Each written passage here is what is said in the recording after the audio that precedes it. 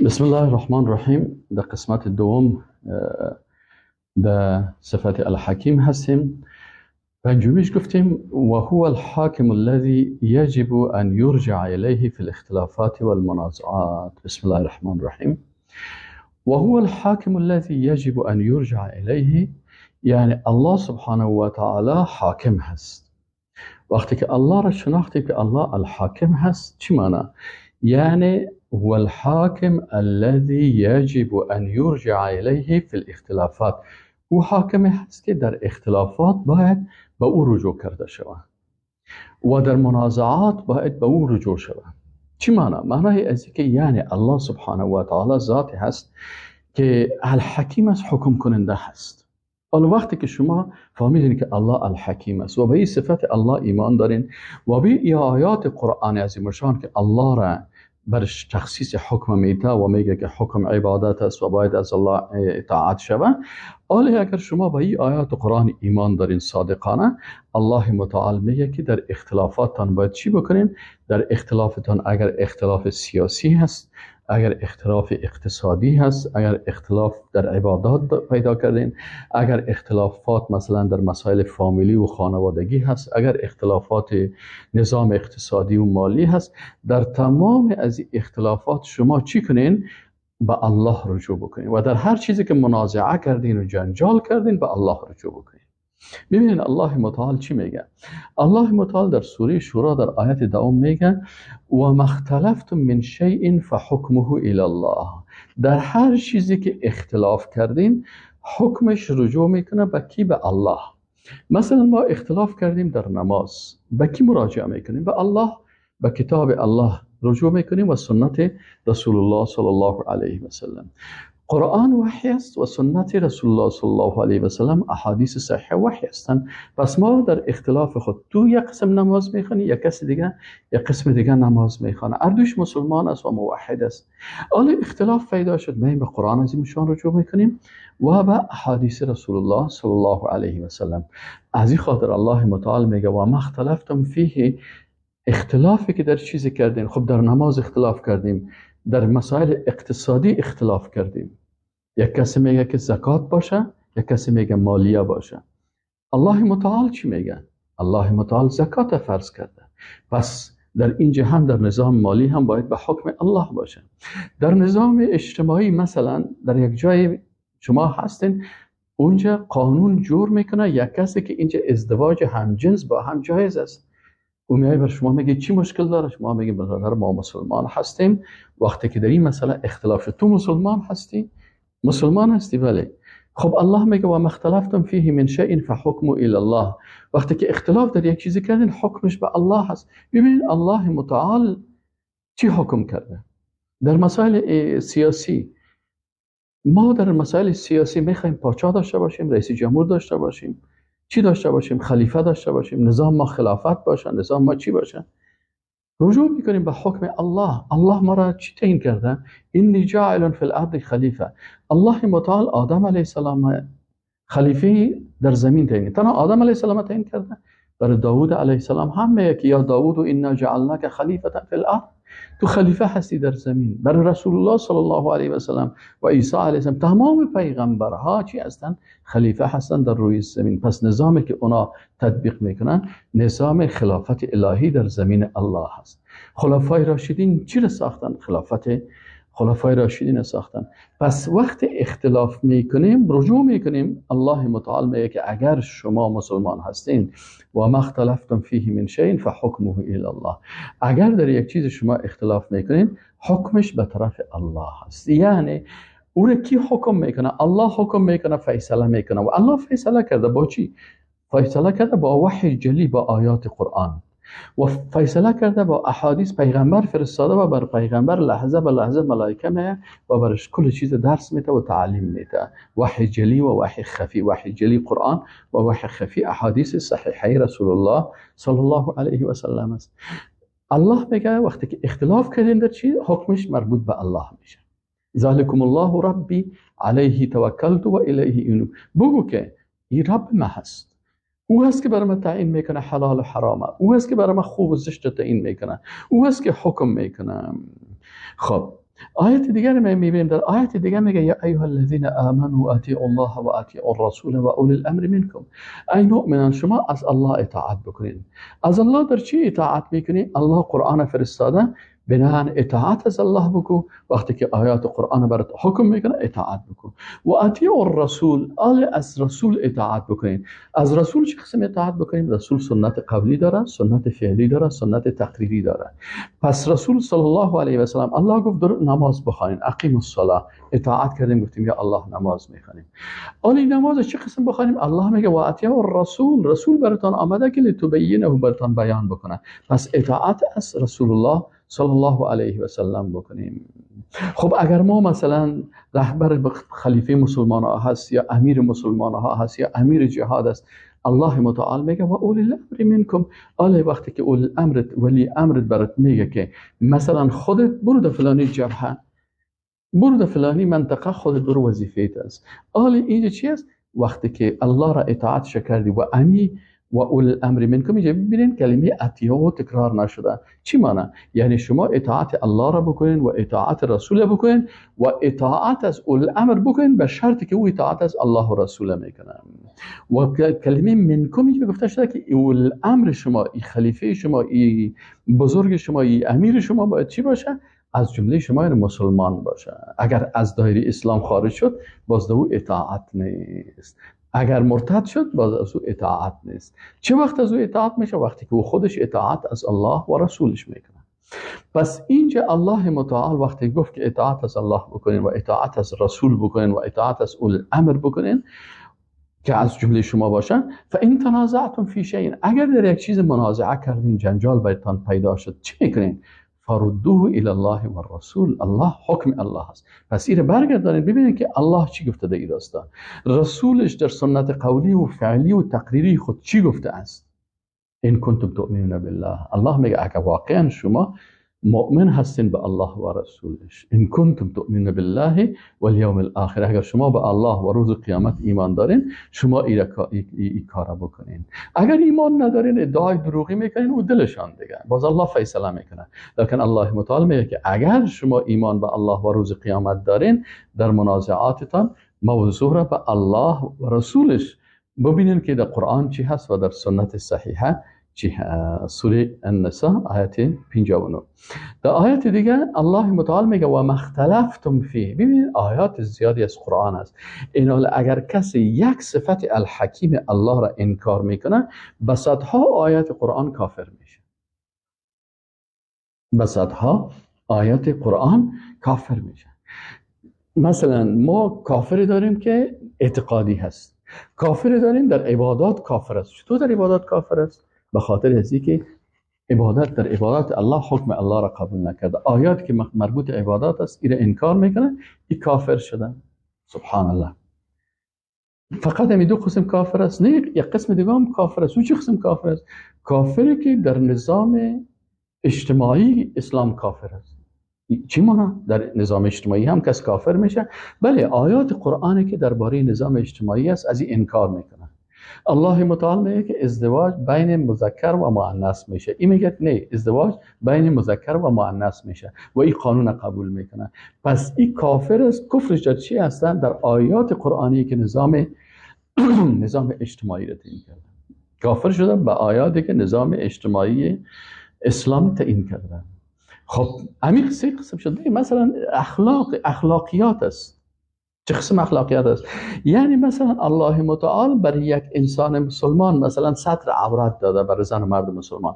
برای زن مسلمان گفته که یدنین علیهن من جلابیبهن، چادرهای خدا چی کنن؟ خدا بپوشانن و چی کنن؟ ولیضربن، این قسم مثلا یخنهای خدا با چادر خود و با حجاب خود بکنن. آلی یک کسی اینمی حجاب قبول نداره، اینمی ستر عورت قبول نداره، پس این انسان در نظام اخلاقی اسلامی کافر شد. چرا در نظام اخلاقی اسلام کافر شد؟ به خاطر ازی که آیاتی که بر ازی تعیین میکنه که اینی قسم اخلاق تو باشه، وقتی این اخلاق ای آیات قبول نکرد، دلم هرچی که کردم خودم میفهمم کارم، در اینجا در این آیات قرآن کافر شدن. بعضی کسا هستن که در نظام عبادات کافر نیستن، عبادات ها را قبول دارن، اما در نظام کافر میشه در نظام اخلاقی. یک کسی در نظام اقتصادی کافر است. مثلا یک وقت بعضی کسا بودن به نام سوسیال دموکرات میگفتن، یا چه قسم مردم ها بودن میگفتن ما نظام عبادات الله را قبول داریم، ما مسلمان هستیم، کلمه میخوانم و نماز قبول دارم، روزه را قبول دارم، حج قبول دارم، اما نظام اقتصادی را من نظام سوسیالیستی را میارم یا نظام کپیتالیستی را میارم. این نفر وقتی که میگه من نظام سوسیالیستی و کپیتالیستی را قبول دارم، مشکلش چی است که او آیات قرآنی که درباره اقتصاد است از او انکار میکنه، میگه اسلام اقتصاد نیست. پس به چندین آیتی که مثلا بزرگترین آیت در قرآن عظیم شان آیت مداینه هست، آیت اقتصاد است، این بزرگترین آیت قرآن کافر شد. الله متعال مثلا میگه که کلوا واشربوا ولا تسرفوا، در مسائل اقتصادی هست، چی را تجارتش بکنیم چی را تجارتش نکنیم، تجارت شراب حرام است. اینجا اگر کسی نظام اقتصادی اسلام قبول نداره، با آیاتی که در راستای اقتصاد است ای کافر شدن. یک کسی نظام مالی اسلام قبول نداره، میگه من نظام مالی را دلم خودم میفهمم، نظام مالی میفهم. نه خیر، پیسه کدامش حلال است که تو حاصل بکنی، کدامش حرام است و چه قسمی رو محافظت بکنی. اگر میگی من نظام مالی اسلام قبول ندارم، تو کافر شدی به این آیات قرآنی که درباره نظام مالی اسلام است. همین قسم یک نفر کفر است، کفر سیاسی. در سیاست هم کس کافر میشه؟ بله، در سیاست هم کس کافر میشه. چه قسم کافر میشه؟ مثلا آیات قرآن است که درباره سیاست اسلام هست. الله میگه باید نظام اسلام این قسم باشه، حکومت اسلامی باید به این قسم باشه و باید حاکم مسلمان این قسم حکم بکنه و قاضی مسلمان این قسم حکم بکنه و حاکم مسلمان کسی که حکومت به دست از او هست باید به اینی سیستم و با این نظام این حکومت بکنه. بسیار آیات در این راستا هست که علما ایره در السیاست الشرعیه این آیات ذکر کردن، در نظام سیاسی اسلام این آیات ذکر شده. این حال اگر کسی میگه در اسلام سیاست نیست و من سیاست اسلام قبول ندارم و من به سیاست کار ندارم و من به سیاست ارتباط ندارم، این حال آیات قرآن را انکار میکنه که درباره سیاست اسلام هست. اینجا این کافر شد به چی؟ کفر سیاسی شد. دعوت قبول داره، اعتقاد قبول داره، نظام مالی را قبول داره، اما سیاسی را قبول نداره. یک کسی سیاست در نظام قضایی کافر قضایی هست، در نظام قضایی هم کس کافر میشه؟ بله، آیات قرآن هست. آیات قرآن میگه و فی القصاص حیات. یک کسی میخیزه میگه که قصاص خشونت است.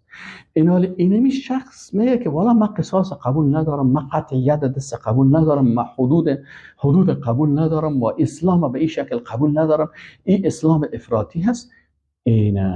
این با این کلمه خود و با این عقیده خود از تمامی آیاتی که در مورد حدود و قصاص و احکام قضایی اسلام است، از این آیات این کافر شده. پس این به نظام قضایی و آیات قرآن کافر شد و این خودش عقیده داره که اگر یک نفر به یک آیات قرآن کافر شود هم کافر است، اگر بس کل آیات قرآن هم کافر شود کافر میشه. متوجه هستین؟ پس در این راستا انسان مسلمان موحد باید بفهمه که او الله که حاکم هست در کل بخشایش است. اینمی قسم در نظام تعلیمی و تربیوی، اینمی قسم یک نفر مثلا الله میگه که علم باید داشته باشی، فعلم انه لا اله الا الله، حاصل بکن تو زن مسلمان فرض سر تو، فعلم، الله امر کرده فعلم انه لا اله الا الله. اینمی علم بالای تو فرض است، سر تو زن مسلمان، مرد مسلمان و سر تو زن مسلمان اینجا علم لا اله الا الله فرض است که باید بفهمی که لا اله الا الله چی تعهداتی داره و شروط لا اله الا الله چی است و به لا اله الا الله محمد رسول الله چه قسم ایمان داشته باشه. این حال اگر کسی این آیات قرآن مثلا میگه که نه علم نیست فرض و من قبول ندارم، به این آیات قرآنی که فعلم فعلم فعلم در آیات قرآن آمده هست به این کافر میشه. پس بسیار احتیاط باید شود که پس نظام تعلیمی و تربیوی کی برای ما تعیین میکنه؟ الله. علم یاد بگیریم، چه قسم علم یاد بگیریم، در کدام شرایط یاد بگیریم، کدام علوم یاد بگیریم و کدام علوم مثل جادوگری و مثل این چیزها که حرام است از این اجتناب بکنیم، کل از این هست. اگر کسی در نظام تعلیمی و تربیوی این کار میکنه این کافر میشه. همین قسم حتی در نظام فرهنگی کسی کافر میشه. در فرهنگ اسلامی صبح با طلوع فجر صادق شروع میشه. در نظام کفری که است صبح 12 بجه شب شروع میشه. آله من مسلمان هستم، چه وقت روزه ما شروع میشه؟ نصرانی روزش چه وقت شروع میشه؟ اون نصرانی اگر روزه میگه از 12 بجه شب و بعد چیز خوردن نمیتونن. چرا؟ فرهنگ نظام فرهنگی از 12 بجه است. اما نظام فرهنگی اسلام که است صبح از طلوع فجر، طلوع صبح صادق هست تا فجر، طلوع صبح صادق ما غذا میخوریم، بعد از روزه میگیریم. و شام در اسلام چه وقت شروع میشه؟ در اسلام شام شروع میشه از چی؟ بعد از اینکه مغرب شد و غروب کرد آفتاب شام شروع میشه. پس در نظام کفری چی هست؟ پی ام و ای ام هست. 12 بجه شب روز شروع میشه و 12 بجه روز شام شروع میشه.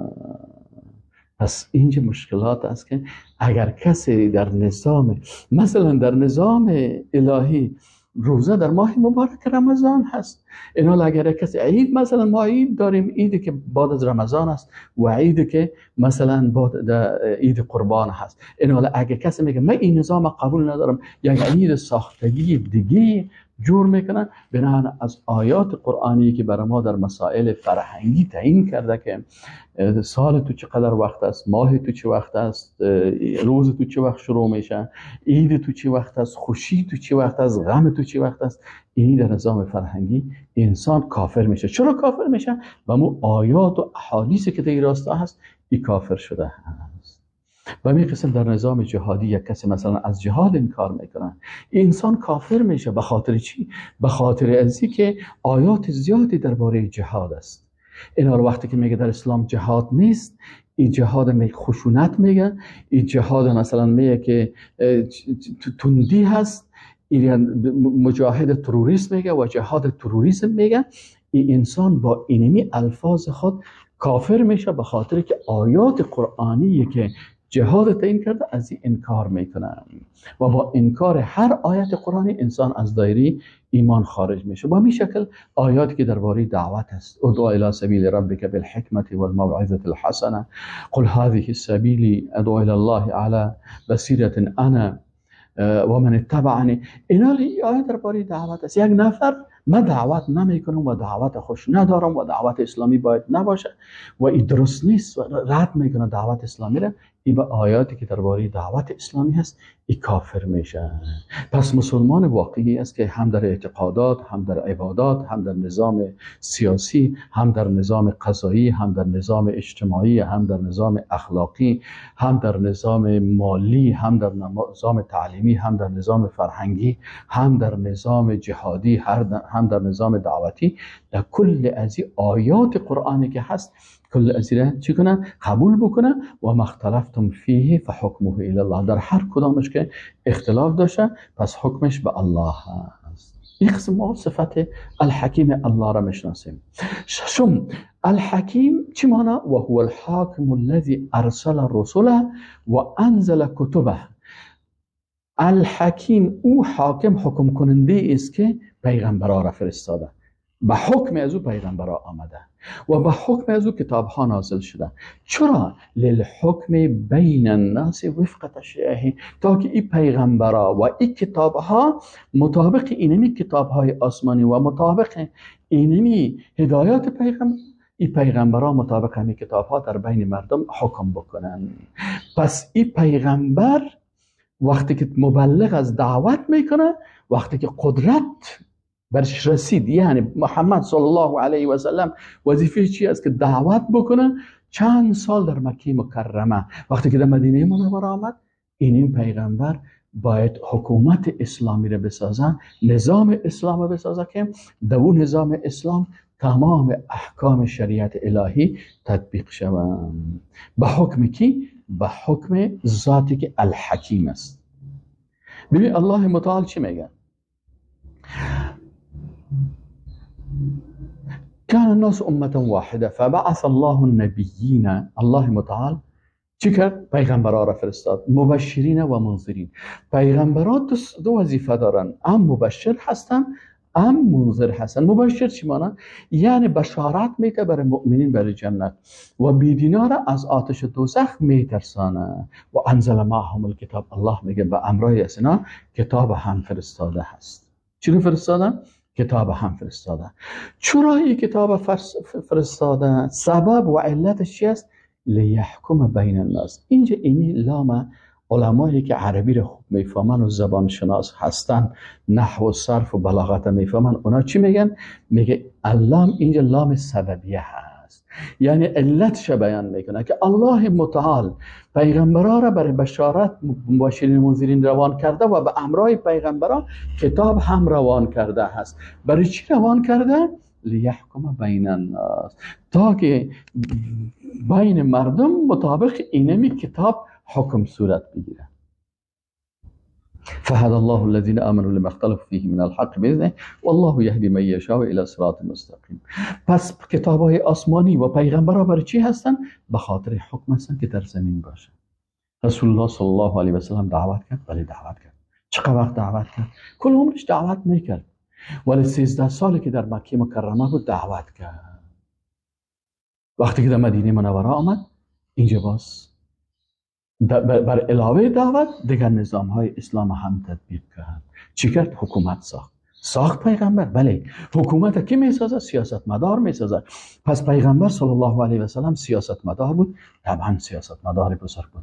بعضی مردم ها میگن که سیاست و اسلام جدا هست. این کفر از کلمه کفری هست. چرا؟ پیغمبر سیاست مدار هست. چه قسم سیاست مدار است؟ رسول الله صلی الله علیه و سلم میگه که کان بنو اسرائیل یسوس بینهم الانبیاء. پیغمبرها بنی اسرائیل چی بود؟ در بینشون کی سیاست میکرد؟ پیغمبرها میکردن. پس وقتی که محمد رسول الله صلی الله علیه و سلم در مدینه منوره نه حکومت جور میکنه، این چی هسته؟ یعنی که این پیغمبر سیاست مدار است. این سیاستی که مثلا میگن که سیاست کار شیطان است، سیاست های شیطان ها، سیاستش هم شیطانی است. اما پیغمبر وقتی که عقیدهش توحیدی هست، سیاستش هم توحیدی هست. متوجه هستین؟ چرا پیغمبر صلی الله علیه و سلم که مبلغ و داعی هست اینجا حکومت جور میکنه؟ به خاطر که آیت قرآن برش نازل شده که الله متعال پیغمبرها را فرستاده، به خاطر بشارت فرستاده که مردم خوشخبری بده، تبلیغ بکن، منذرین مردم از آتش دوزخ بترسان، نذیر هستی، بشیر هستی، نذیر هستی، لکن سیاست مدار هم هستی. این کتاب براتون نازل شده لیحکم بین الناس، تا که حکم بکنی مطابق همین کتاب در بین مردم.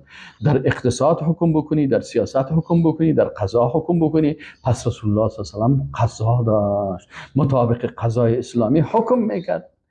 مارکت اسلامی داشت، مطابق قضا اقتصاد تطبیق میکرد. زکات میگرفت، نظام اقتصادی اسلام بود. پس چی هست؟ اینجا هست که الله متعال اینا را فرستاده. ببینید پیغمبر صلی الله علیه و سلم الله خطاب میکنه، میگه انا انزلنا الیک الکتاب بالحق. الله میگه انا. ببینید الله در جایی که عظمت خدا، قدرت خدا و بزرگی خدا و کبریا و جلال خدا بیان میکنه، باز اونجا چی میکنه؟ جمع را استعمال میکنه. انا انزلنا الیک الکتاب بالحق. ای پیغمبر، ما با قدرت و عظمت خود بالای تو این کتاب نازل کردیم، قرآن عظیم الشان به حق. چرا؟ علتش چی است؟ لام تعلیل است. لتحکم بین الناس بما اراک الله.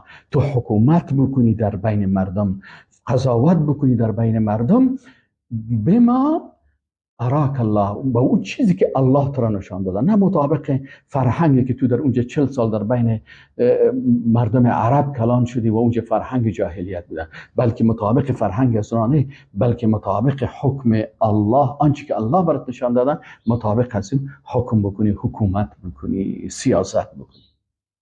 سیاست در قرآن هست. این خیلی چی هست؟ آیا سیاست نمیگه دانشمندا وقتی که ما نظام سیاسی اسلام میخوانیم، بزرگترین فیلسوفا و سیاست مدارای جهان چی میگن؟ سیاست چی هست؟ میگه سیاست عبارت است علم و فن حکومت داری هست. چه قسم حکومت بگیری و چه قسم حکومت نگاه کنی. خلاصش همین هست. آل پیغمبر چه قسم حکومت گرفت و چه قسم حکومت تطبیق کرد نکرد. پس پیغمبر چی شد؟ سیاست مدار هست. این سیاست که پیغمبر تطبیق میکنه به اساس چی میکنه؟ به اساس آیات قرآن میکنه که إن انزلنا الیک الکتاب بالحق لتحکم بین الناس. و آیت دیگه که درباره دعوت است اونجا میگه که یا ایها النبی بلغ، تبلیغ بکن. لکن اینجا باز اینجا چی هست؟ اینجا میگه تحکم بین الناس بما اراک الله. پس اینال پیغمبر که هست در زندگیش یک بخش نیست. پیغمبر امی قسم که رئیس دعوتگراه هست، دعوت میکنه، رئیس مبلغین است، تبلیغ میکنه، رئیس تبلیغ است. اینمی قسم رئیس جهاد هم هست، جهاد هم میکنه. پیغمبر رئیس سیاست هست، یعنی سیاست مدار هم هست و سیاست هم میکنه و قاضی هم هست، رئیس قضات هست. پس قضا هم کرده رسول الله صلی الله علیه و سلم. و اقتصاددان هم هست، احکام اقتصادی هم داره. از چرا؟ به خاطر از اینکه وقتی که یک حکم بر یک انسان میاد، یک دفعه حکم میامد بر پیغمبر که حی علی الصلاه، به نماز بیاد، پس پیغمبر حرکت میکرد، وضو میکرد بر نماز. آله بود حکم میامد که حی علی الجهاد، بعد جهاد حرکت میکرد. حالا پیغمبر چی میکرد؟ عاجل صغیر میپوشید و سر خود چی میکرد؟ و صلا را میگرفت و حرکت میکرد به میدان معرکه. چرا؟ به خاطر از اینکه احکام الله است. در یک جای میگه تبلیغ کو، پیغمبر تبلیغ میکنه. در یک جای میگه که اقیم الصلاه، نماز بخوان، پیغمبر نماز میخونه. در اینجا الله متعال در آیه سوره نساء آیه 105 میگه که ان انزلنا الیک الکتاب بالحق، ای پیغمبر این کتاب به حق نازل شده. حق در این کتاب است.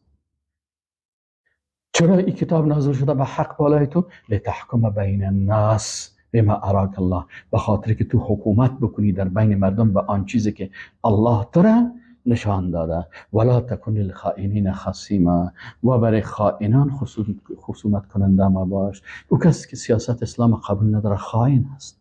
او کسی که حکومت الله را قبول نداره این خیانت کرده. ببینید خائنین دیگه الله کتازی خائنین خصومت کننده نباشی. خائنین دین نمیخواین. او که دین نمیخواه برای خود راه جور میکنه. دین در سیاست کار نداره، ما در سیاست کار ندارم، ما در اقتصاد کار ندارم، ما جهاد نمیکنم، ما خشونت است. العیاذ بالله. الله میگه اینا خائنین است. کتی خائنه زیاد جرا بحث نکن. در آیت دیگه الله متعال میگه و انزلنا الیک الکتاب بالحق مصدقا لما بین یدیه من الکتاب. میگه الله متعال میگه این قرآن که ما نازل کردیم، قرآن عظیم شانه. میگه این قرآن عظیم شان چه خصوصیت ها داره؟ اول مصدقا لما بین یدیه من الکتاب، او اعتقادات درسته که تحریف نشده در کتاب های دیگه او را تصدیق میکنه. یعنی تصدیق کننده تورات حقیقی است، تصدیق کننده انجیل حقیقی است. عقیده توحیدی که در تورات و انجیل بود این هم هست. اخلاقی که در تورات و انجیل بود در این هم هست. و مهیمنا علیه. لکن آل فعلا که این کتاب آمده این حاکم است بالای از اونها. چی معنی حاکم است؟ آل دیگه به او حکم نمیشه، باید به این حکم بکنی. آل این حکم آمد. تورات به بنی اسرائیل، انجیل به بنی اسرائیل، لکن قرآن آمد برای کل عالم بشریت، به بنی اسرائیل و غیر بنی اسرائیل، به اروپایی و آسیایی و افریقایی و امریکایی و انتارکتیکایی و استرالیایی و برای سیاه‌پوست و سفیدپوست و برای کل زردپوست و کل از اینا. این الله متعال میگه که این قرآن اینی خصوصیات داره. تصدیق میکنه اعتقاداتش، لکن بالا از اون مهیمن است. آل فعلا حکم مطابق قرآن میشه. فحکم بینهم بما انزل الله. پس ای پیغمبر تو حکومت بکو، حکم بکو در بینشان. بما انزل الله، با آنچه که الله در این قرآن عظیمشان نازل کرده. ولا تتبع اهواءهم، و اهوا و خواهشات از اینا را متابعت نکن. اما جاءک من الحق، از آنچه که بر تو حق آمده. وقتی که بر تو حق آمد خواهشات و خواسته های از اونا را باز قبول نکن. یهود یک چیز میگن، نصرانی‌ها دیگه چیز میگن، مشرکین دیگه چیز میگن. متابعت. لکل جعلنا منکم شرعة و منهاجا. الله متعال میگه برای هر پیغمبر وقتی کتاب آمد بر از یک شریعت خاص بود. عقیده کل پیغمبرها یک چیز است، اخلاق کل پیغمبرها یک چیز است، اما شریعت پیغمبرها فرق میکنه. در شریعت از یک قسم حکم بود، در شریعتی که در قرآن و سنت است دیگه حکم است. لکل جعلنا منکم شرعتا، شریعت و منهاج و اسلوب و روشی که این شریعت چی کنه؟ تطبیق بکنه. بنابراین در قرآن عظیم الشان شریعتش چی هست؟ اینم تو یک شریعت کامل هست که در زمین الله این حکم الله باید تطبیق شود. متوجه هستیم؟ ولو شاء الله لجعلكم امه واحده. اینه. خب این سوره مائده آیت 48 بود. همین قسم در سوره مائده آیت 49 چی میگه؟ میگه و ان احکم بینهم بما انزل الله ولا تتبع اهواءهم واحذرهم ان يفتنوك عن بعد ما انزل الله. ای پیغمبر حکم بکو، حکومت بکو در بینشان بما انزل الله، با آنچه که الله نازل کرده. ولا تتبع اهواءهم، خواسته ها و خواهشات از این اهل کتاب متابعت نکن. واحذرهم، و در حذر باش، بترس ان یفتنوک عن بعد ما انزل الله، که اینا از بعضی به آنچه که الله نازل کرده تو را در فتنه پرتن، تو را از او را دور کنن. که نه در اسلام سیاست نیست، در اسلام ای تندی هست، ای تشدد است، ای مچم چطور است. این وشکو که پیغمبر و وشکو ای امت رسول الله صلی الله علیه و سلم که تو را این مردمای چرب زبان، این مردمایی که عادت خاصیت یهود و نصارا را دارن، تو را از دین الله مطابق خواسته های خود با زبانهای چرب خود بازی نتن. فان تولوا، اگر اینا رو گشتندن، فعلم انما یرید الله ان یصیبهم ببعض ذنوبهم، پس بفهم که الله اراده کرده که اینا را به بعضی از گناهاشان باز بگیره. و این کثیر من الناس لفاسقون، بسیاری مردم فاسق هستن. شما اگر اطاعت از اکثریت بکنین الله میگه اینا فاسق هستن. و این کثیر من الناس لفاسقون. پس اینجا چی شد؟ این مسائل حکومت. و این حکمت فحکم بینهم بالقسط، باز الله متعال میگه وقتی که حکم کردی، قضاوت کردی، فیصله کردی، ای پیغمبر فکر باشه که در شریعت تو حکم به چی هست؟ به قسط و عدالت است. ان الله یحب المقسطین، الله باز در قضاوت انسانهای عادل دوست داره. در آیت دیگه باز بر پیغمبر صلی الله علیه و آله میگه فلا و ربک لا یؤمنون حتی یحکموک فیما شجر بینهم. این کسایی که میگه ما مسلمان هستیم، الله میگه قسم است بر رب تو که یا مؤمن نیستن. الله ادعا میکنه ما مسلمان هستم، کلمه میخوام. الله میگه نیست مسلمان حتی یحکموک، تا که تو را حکم و قاضی قرار نده و فیصله کننده قرار نده در اختلافاتشان. وقتی که اختلاف کردن، وقتی مسلمان است که بگوید در امی اختلاف خود میبینیم که الله و رسولش چی میگه. اگر گفت رواج چی میگن، اگر گفت خارج چی میگه، اگر گفت ملل متحد چی میگه، اگر گفت سیاست جهانی چی میگه، سیاست بین المللی چی میگه، سیاست اروپایی چی میگه، مارکس چی میگه، لنین چی میگه، ارسطو چی میگه، سقراط چی میگه. این باز مؤمن نیست، این باز مؤمن نیست. فلا و ربک، پس قسم است بر رب تو لا یؤمنون، اینا مؤمن گفتن نمیشن تا که تو را حکم و قاضی قرار ندن که مطابق کتاب الله و سنت رسول الله صلی الله علیه و سلم در بینشان قضاوت کنی. خب پیغمبر به قضاوت خواستن و فیصله پیغمبر شد. آیا اینا مسلمان هستن؟ مسلمان هستن؟ میگن نه. ولا ثم لا یجدوا فی انفسهم حرجا، باز در نفسای خود حرج و دلتنگی نداشته باشن. یعنی یک نفر به قضاوت به حکم الله و رسول تسلیم هست لکن دلتنگ است، باز میگه مسلمان نیست. بلکه باید با قلب پرقناعت و در قلب دلتنگی نباشه، بلکه با بسیار خوشی قبول بکنی. این هم کرد، مسلمان شد. نه، یک شرط دیگه هم داره. دیگه شرط هم داره، بله. اون شرط سومی چی است؟ و یسلم تسلیما. پس 100% باید به حکم الله و رسولش چی باشه؟ تسلیم باشه. 99% هم کافی نیست، 100% باید به حکم الله 100% تسلیم باشه. او وقتی مؤمن واقعی هست. فلا و ربک لا یؤمنون، مؤمن نیستن الله میگه مگر به چند شرط. اول یحکموک فیما شجر بینهم ثم لا یجدوا فی انفسهم حرجا مما قضیت و سومش و یسلم تسلیما. سبحان الله.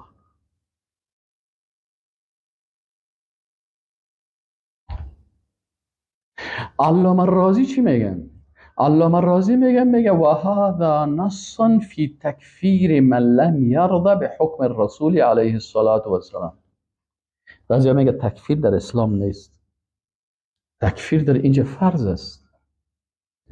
علامه رازی یک مفسر بسیار بزرگ اسلام است. کتابی داره به نام چی کتاب داره؟ مفاتیح الغیب. در سال 606 هجری، چند قرن قبل، 606 هجری، این چی شده؟ حالا 1400 است، این 600 هجری تکفیر میکنه. چی میکنه؟ میگه و هذا نص فی تکفیر من لم یرضى بحکم الرسول علیه الصلاة والسلام. میگه این نص است در تکفیر کسی که حکم رسول صلی الله علیه و سلم قبول نداره. خب هفتم و هو الحاکم الذی، ایره ان شاء الله در درس بعدی میخونیم. و السلام علیکم و رحمت